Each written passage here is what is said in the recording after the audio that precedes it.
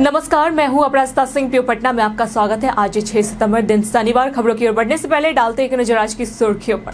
बिहार में शिक्षक बनने का सुनहरा मौका, जल्द करे आवेदन। पटना सहित कई शहरों को जोड़ेगी विशेष ट्रेनें। मुख्यमंत्री नीतीश कुमार ने पटना को विकास योजनाओं की सौगात दी। बीपीएससी 71वीं प्रारंभिक परीक्षा 13 सितंबर को होगी। चलिए बढ़ते हैं आज की बड़ी खबरों की ओर विस्तार से। बिहार में शिक्षक बनने का सुनहरा मौका, जल्द करे आवेदन। बिहार में शिक्षक बनने का मौका, हजारों वैकेंसी, सैलरी 1 लाख से अधिक। बिहार में शिक्षक बनने के लिए बड़ी भर्ती निकली है, जिसमें कुल 9,586 वैकेंसी उपलब्ध है। इच्छुक उम्मीदवार आधिकारिक वेबसाइट bsc.bstet.in से आवेदन कर सकते हैं।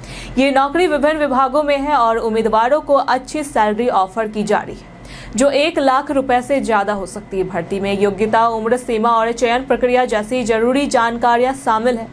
यह अवसर शिक्षकों के लिए खास है, जो अपनी शिक्षा और अनुभव का उपयोग कर राज्य में नौकरी पाना चाहते हैं। आवेदन की अंतिम तिथि और अन्य विवरण वेबसाइट पर देख जा सकते हैं। पटना सहित कई शहरों को जोड़ेगी विशेष ट्रेनें। त्योहारी सीजन में यात्रियों की सुविधा को ध्यान में रखते हुए पूर्व मध्य रेलवे ने 9 जोड़ी पूजा स्पेशल ट्रेनों की घोषणा की है। ये ट्रेनें 20 सितंबर से 29 नवंबर से 19 दिसंबर तक चलेगी और पटना, पाटलिपुत्र, रांची, हावड़ा, हसनपुर रोड जैसे प्रमुख स्टेशनों को जोड़ेगी। ट्रेनों में हजरत निजामुद्दीन से पटना, आनंद विहार से पाटलिपुत्र, नई दिल्ली से हसनपुर रोड, चंडीगढ़ से पटना, नई दिल्ली से हावड़ा, अजमेर से रांची, मऊ से कोलकाता, दुर्ग से पटना और गोंदिया से पटना शामिल है। यह ट्रेनें गया, हाजीपुर, वाराणसी जैसे स्टेशनों से गुजरेगी। रेलवे ने यात्रियों से अग्रिम योजना बनाकर यात्रा करने की अपील की है। मुख्यमंत्री नीतीश कुमार ने पटना को विकास योजनाओं की सौगात दी। बीते दिन मुख्यमंत्री नीतीश कुमार ने पटना जिले को 1159.84 करोड़ रुपए की 17 विकास योजनाओं की सौगात दी। इन योजनाओं में पुल निर्माण, सड़क निर्माण, पर्यटक स्थल विकास, विद्युत उपकेंद्र और ट्रांसमिशन लाइनें शामिल है। पालीगंज, पुनपुन, मसौरी जैसे क्षेत्रों में सड़कें और पुल बनेंगे। विद्युत क्षेत्र में 400 kV तक के ग्रिड और लाइनों का निर्माण व जीर्णोद्धार किया जाएगा।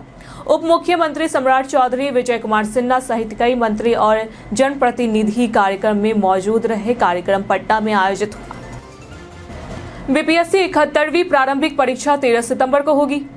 बीपीएससी 71वीं प्रारंभिक परीक्षा 13 सितंबर 2025 को एकल पाली में दोपहर 12 से 2 बजे तक आयोजित होगी।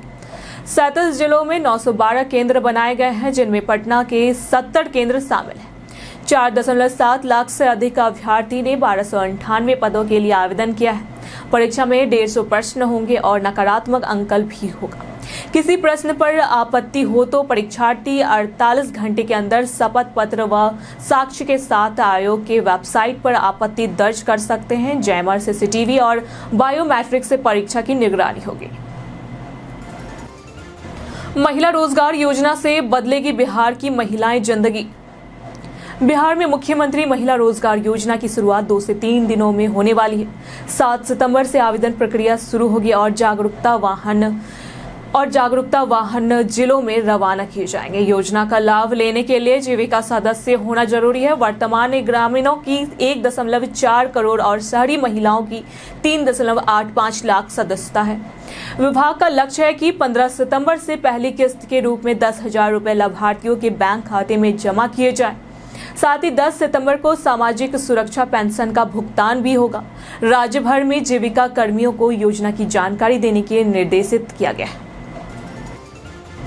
पटना मेट्रो स्टेशन पर यात्रियों को मिलेगी पार्किंग सुविधा। पटना मेट्रो परियोजना अंतिम चरण में है और 15 सितंबर से एलिवेटेड कॉरिडोर पर ट्रायल शुरू होगा। मुख्य सचिव प्रत्यय अमृत ने निरीक्षण के दौरान प्रत्येक मेट्रो स्टेशन पर यात्रियों के वाहनों के लिए पर्याप्त पार्किंग व्यवस्था सुनिश्चित करने के निर्देश दिए हैं। मल्हाई पकड़ी से भूतनाथ तक के पहले चरण में स्टेशन परिसर को सुगम, सुरक्षित और सुविधाजनक बनाया जा रहा है। पार्किंग के साथ सुरक्षा मानकों, वेंडरों के नियमन और यात्री सुविधाओं पर भी ध्यान दिया जा रहा है। मेट्रो से ट्रैफिक दबाव कम होगा और स्थानीय अर्थव्यवस्था को बढ़ावा मिलेगा। सालेपुर से राजगीर और पटना से बेतिया सड़कें बदलेगी सफर। बिहार में सालेपुर से राजगीर और पटना से बेतिया 4 लेन सड़कों का निर्माण 2027 तक पूरा होने की संभावना है। 862 करोड़ की लागत से बन रही NH82 सालेपुर से राजगीर सड़क से पटना से राजगीर और यात्रा सुगम होगी और पर्यटन को बढ़ावा मिलेगा। वहीं NH 139W के तहत 167 किलोमीटर लंबी पटना से बेतिया सड़क में 147 किलोमीटर ग्रीनफील्ड होगा। यह सड़क एम्स गोलंबर से शुरू होकर कई क्षेत्रों से होते हुए बेतिया तक जाएगी, जिससे पटना से बेतिया की दूरी 3 घंटे में तय होगी। निर्माण कार्य से बौद्ध सर्किट और दक्षिण बिहार के धार्मिक स्थलों तक आवागमन बेहतर होगा। अक्टूबर में हो सकती है बिहार विधानसभा चुनाव घोषणा। बिहार विधानसभा चुनाव की घोषणा अक्टूबर के पहले या दूसरे सप्ताह में संभावित है। चुनाव 2 से 3 चरणों में हो सकते हैं और मतगणना नवंबर में होगी। निर्वाचन आयोग तैयारियों के अंतिम चरण में है। ईवीएम, वीवीपीएटी, स्कॉटिंग, मतदाता सूची अपडेट और कर्मचारियों की ट्रेनिंग जारी है। आचार संहिता लागू होते ही नई योजनाओं पर रोक लग जाएगी। नक्सल प्रभावित क्षेत्रों में पहले चरण में मतदान की संभावना है। सभी राजनीतिक दल तैयारियों में जुटे हैं। घोषणा के साथ ही बिहार की राजनीति में हलचल और तेज हो जाएगी और आचार संहिता सख्ती से लागू की जाएगी। जनसुराज पार्टी नवरात्र में करेगी प्रत्याशियों की घोषणा। जनसुराज पार्टी जसपा ने बिहार विधानसभा की सभी 243 सीटों पर अकेले चुनाव लड़ने की घोषणा की है। पार्टी अध्यक्ष उदय सिंह से बताया गया है प्रत्याशियों की घोषणा नवरात्र 22 सितंबर के आसपास की जाएगी। पार्टी ने जनवरी में ही चुनावी प्रक्रिया शुरू कर दी थी और पहले चरण की चयन प्रक्रिया भी पूरी हो चुकी है। प्रशांत किशोर के चुनाव लड़ने पर विचार जारी है। उम्मीदवारों का चयन पंचायत और प्रखंड स्तर से मिले फीडबैक पर होगा। पार्टी ने संगठन और खड़ा करने से योगदान देने वालों की ही टिकट देने का संकेत दिया है। पटना में शिक्षक दिवस पर छात्रों ने किया खान सर का सम्मान। बीते दिन पटना के बापू सभागार में शिक्षक दिवस पर खान सर के छात्रों ने विशेष सम्मान समारोह आयोजित किया।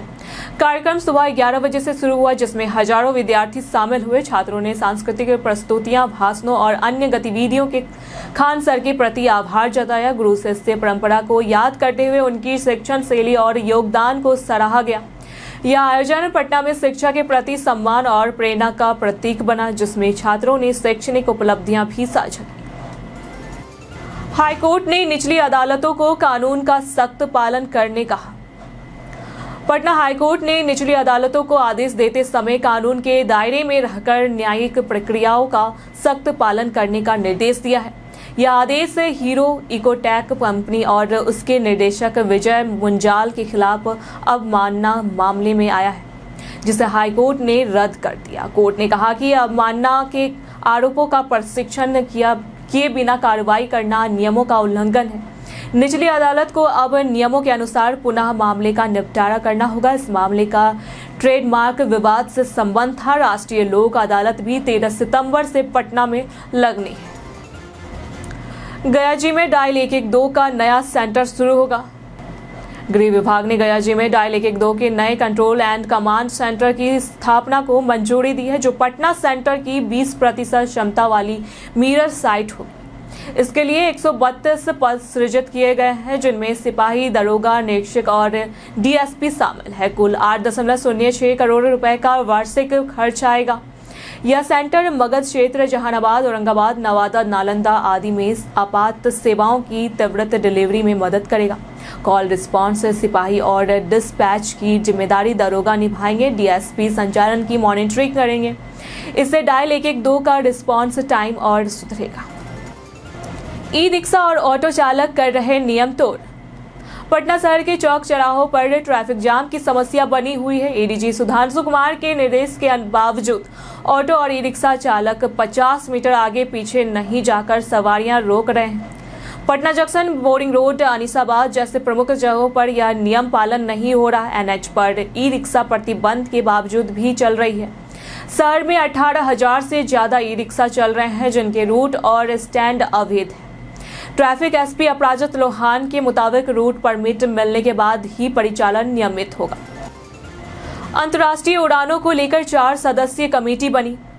बिहार सरकार ने पटना और गया से चलने वाली 5 अंतर्राष्ट्रीय उड़ानों के लिए 5 से 10 लाख रुपए तक का ट्रिप अराउंड पैकेज देने की योजना बनाई है। इसके लिए 4 सदस्यीय कमेटी बनाई गई है, जो नियम बनाएगी और वित्तीय सहायता तय करेगी। पटना से काठमांडू के लिए 5 लाख और गया से शारजाह बैंकॉक, कोलंबो, सिंगापुर के लिए 10 लाख रुपए का पैकेज मिलेगा। विमान कंपनियों को 150 सीट क्षमता वाले विमान चलाना होगा और सभी अनुमतियां लेनी होगी। यह सहायता 6 महीने के लिए होगी, बाद में समीक्षा के बाद नवीनीकृत की जाएगी। पीएम मोदी देंगे बिहार को एयरपोर्ट और वंदे भारत की सौगात। प्रधानमंत्री नरेंद्र मोदी 15 सितंबर को सीमांचल के पूर्णिया दौरे पर आएंगे, जहां वे पूर्णिया एयरपोर्ट का उद्घाटन करेंगे। यह एयरपोर्ट कोलकाता के बाद पूर्वी भारत का सबसे बड़ा होगा, जिसकी रनवे लंबाई 2800 मीटर है। पीएम मोदी नई वंदे भारत एक्सप्रेस, नई रेल लाइन और पटना मेट्रो का भी उद्घाटन कर सकते हैं। पूर्णिया में बड़ी जनसभा होगी, जिसमें अररिया, कटिहार और किशनगंज से भी लोग शामिल होंगे। यह दौरा सीमांचल में राजनीतिक संदेश देने के लिहाज से भी महत्वपूर्ण माना जा रहा है। बीते दिनों जिन्होंने हमारे वीडियो पे लाइक और कमेंट किए थे, उनके नाम है ओमकार सिंह, संजीव कुमार, अमरजीत कुमार, नेहा कुमारी।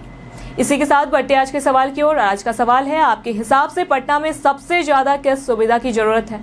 ट्रैफिक सुधार, पब्लिक ट्रांसपोर्ट या साफ सफाई? आप अपना जवाब हमें हमारे कमेंट सेक्शन में लिखकर जरूर बताएं। आज के लिए इतना ही। पटना की तमाम खबरों के साथ बने रहने के लिए देखते रहे प्योर पटना। और साथ ही अगर आप यूट्यूब चैनल पर देख रहे हैं तो चैनल को सब्सक्राइब करें। अगर आप फेसबुक पेज पर देख रहे हैं तो लाइक और फॉलो करें।